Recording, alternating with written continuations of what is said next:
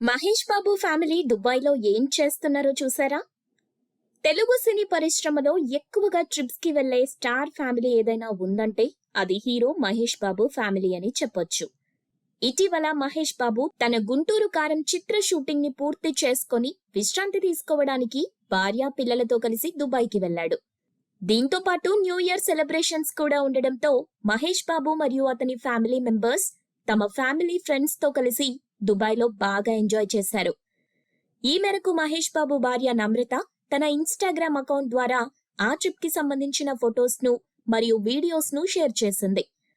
ఆ వీడియోస్‌లో మహేష్ బాబు కొడుకు గౌతమ్ యొక్క సాహసోపేతమైన వాటర్ బైక్ రైడ్ మరియు మహేష్ బాబు కూతురు సితార యొక్క అందమైన వెస్టర్న్ డ్రెస్ క్లాతింగ్ ప్రత్యేక ఆకర్షణగా నిలిచాయి.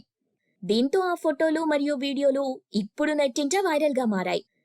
ఇక మహేష్ బాబు యొక్క సినిమాల విషయానికి వస్తే ఆయన ఫ్యాన్స్ ఎంతో ఆశగా ఎదురుచూస్తున్న 'గుంటూరు కారం' చిత్రం ఈ నెల 12న విడుదల కానుంది.